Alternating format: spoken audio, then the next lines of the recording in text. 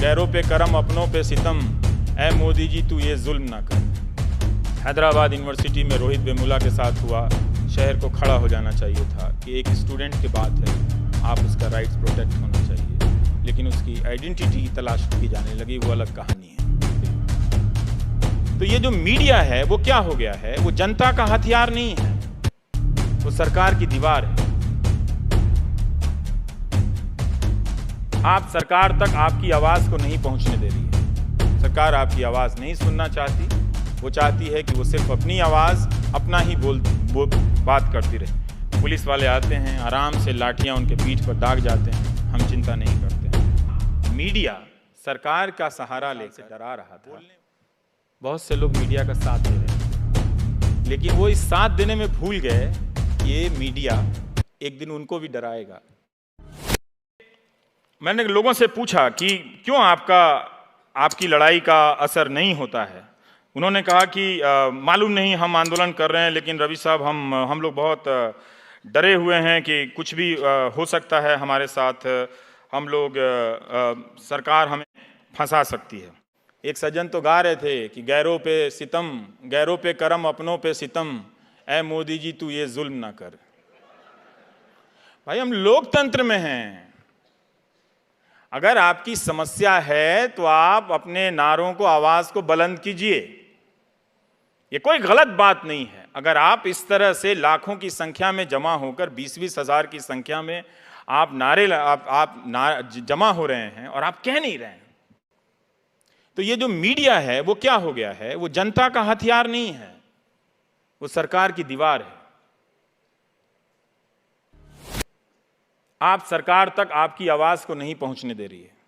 सरकार आपकी आवाज नहीं सुनना चाहती, वो चाहती है कि वो सिर्फ अपनी आवाज अपना ही बात करती रहे। तो हमने ये स्थिति क्यों आई, क्योंकि हम और आप जब भी दूसरे संघर्ष करने के लिए आते हैं, किसान हो, मजदूर हो, बेरोजगार हों, शिक्षक हों जो कॉन्ट्रैक्ट पर काम करते हैं, तो हम उनकी परवाह नहीं करते। पुलिस वाले आते हैं, आराम से लाठियां उनके पीठ पर दाग जाते हैं, हम चिंता नहीं करते हैं। हैदराबाद यूनिवर्सिटी में रोहित वेमुला के साथ हुआ, शहर को खड़ा हो जाना चाहिए था कि एक स्टूडेंट की बात है, आप उसका राइट्स प्रोटेक्ट होना चाहिए, लेकिन उसकी आइडेंटिटी की तलाश की जाने लगी, वो अलग कहानी है। तो हम उसकी चिंता नहीं करते। तो उन्हें पता है कि आप हमेशा चुप रहने वाले हैं, तो आपकी जब बारी आएगी तो कौन आपके साथ आएगा?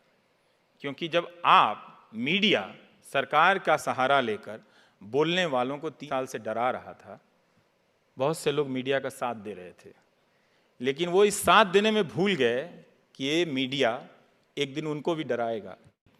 एनसीआर के मिडिल क्लास जो ईएमआई और रेंट दे रहे हैं, गरीब हो गए, करते करते मर गए हैं वो लोग बेचारे। सोचिए, हर शनिवार रविवार को जाकर वो बैनर लेकर प्रदर्शन करते हैं, अखबार में छपता भी है मगर कोई असर नहीं होता। लेकिन जब आप दूसरों के लिए चुप थे तो आपके लिए भी कोई नहीं बोलेगा, और अंत में आपको भी कुछ नहीं मिला, आप भी एक डरे हुए नागरिक समूह में बदल गए। और ये सारा कुछ आप बर्दाश्त कर रहे थे, अपनी आंखों से देख रहे थे, क्योंकि आप सत्य के साथ खड़े नहीं थे, आप सवाल के साथ खड़े नहीं थे। सत्य के पास पहुंचने का एक ही रास्ता है, तरह तरह के सवाल, दूसरा कोई रास्ता नहीं है। चाहे वो सत्य भगवान के पास हो या वो लोकतंत्र में हमारे सबसे बड़े नेता के पास हो, उस सत्य तक आप सिर्फ सवालों के जरिए ही पहुंच सकते हैं।